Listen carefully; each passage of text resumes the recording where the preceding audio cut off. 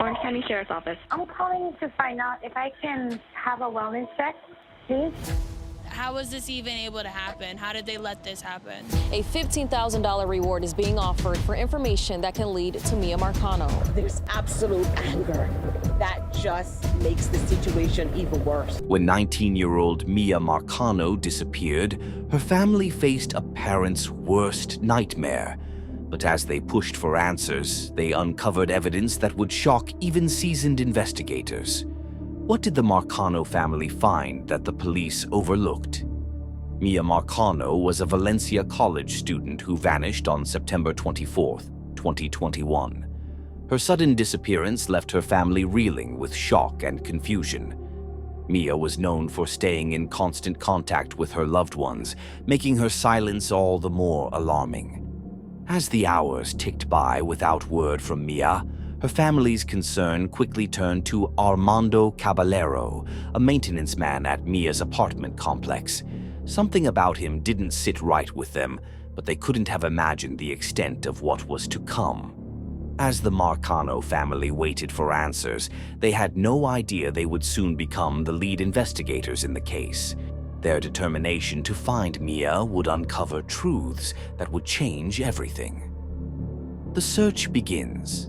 As the Marcano family grappled with Miya's disappearance, their initial interactions with law enforcement left them feeling frustrated and increasingly desperate. The family's worst fears were confirmed when Deputy 𝗍𝗵𝗄𝗆 arrived at Miya's apartment to conduct a welfare check.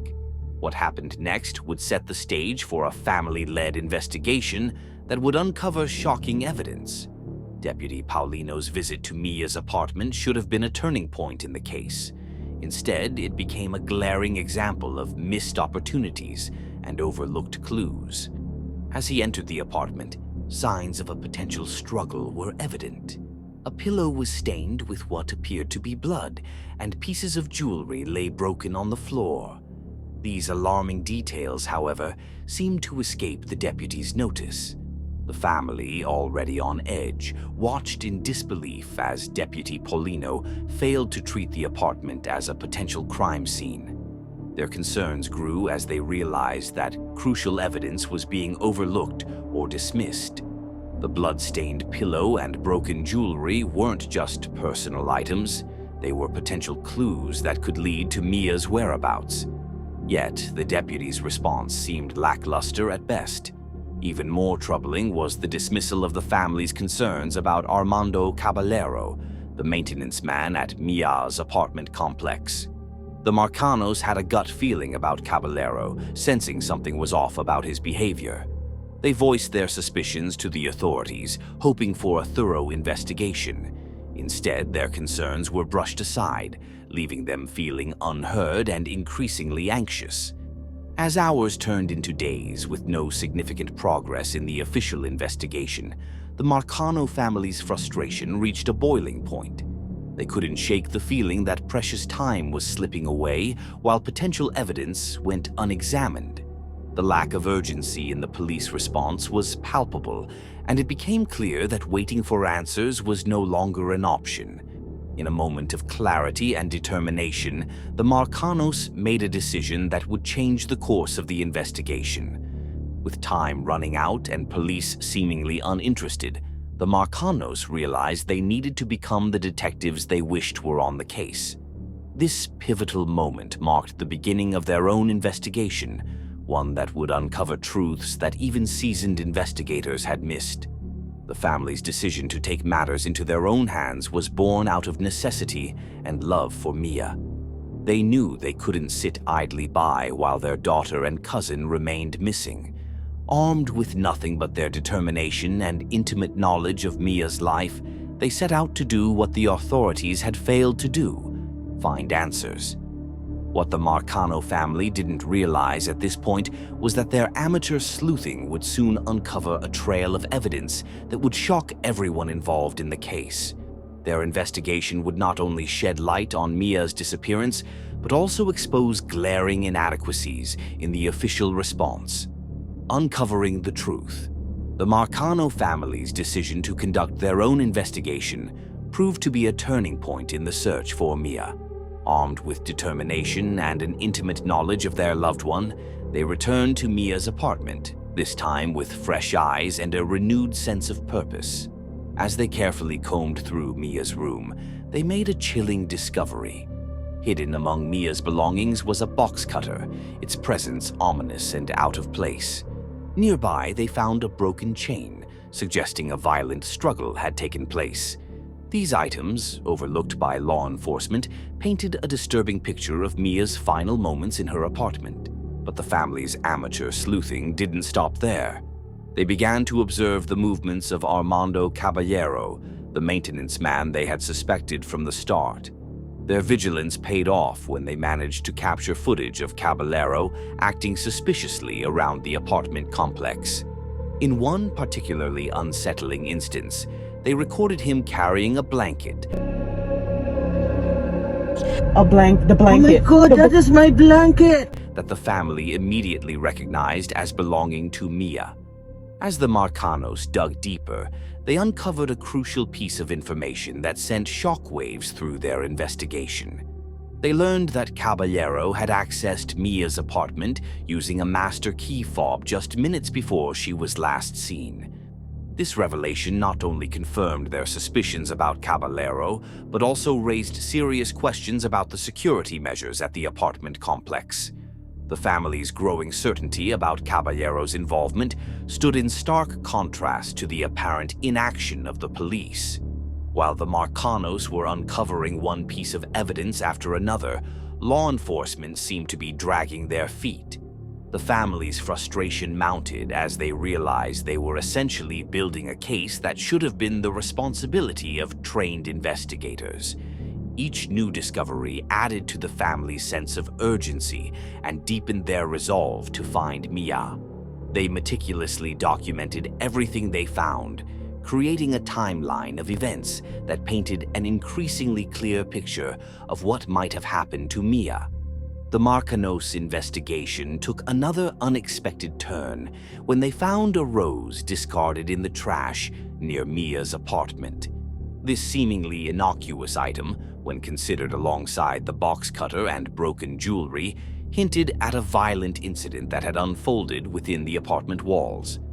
As the family pieced together the evidence, a disturbing narrative began to emerge. The box cutter, the broken chain, the suspicious footage of Caballero, and the unauthorized access to Mia's apartment all pointed to a sinister sequence of events. The Marcanos realized they were uncovering truths that would shock even seasoned investigators. Their amateur investigation had not only yielded more results than the official police work, but had also exposed glaring oversights in the initial response to Mia's disappearance.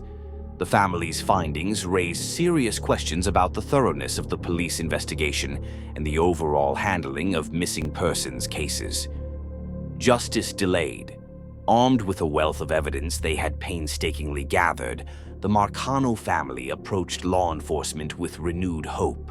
They presented their findings, including the box cutter, broken jewelry, and footage of Caballero's suspicious behavior.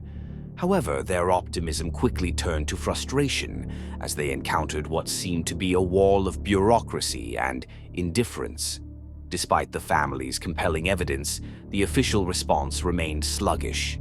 Days passed with little apparent progress, each hour heightening the family's sense of urgency and despair. They couldn't shake the feeling that precious time was slipping away while Mia's fate hung in the balance. As September turned to October, the Marcanos' worst fears were realized. On October 2nd, 2021, Mia's body was discovered in a wooded area behind the TimberScan condos in Orange County.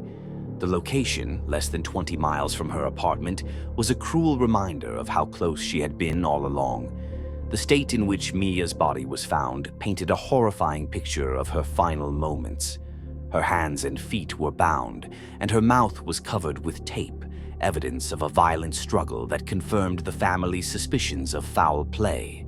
The discovery sent shockwaves through the community and devastated the Marcano family, who had held on to hope until the very end. At 7:02, a community is in mourning after officials in Orlando say they may have found the body of 19-year-old Miya Marcano. The body was found in Orlando in overgrown brush amongst trash at a partially abandoned housing development called 𝗙𝗺𝗃 Apartments.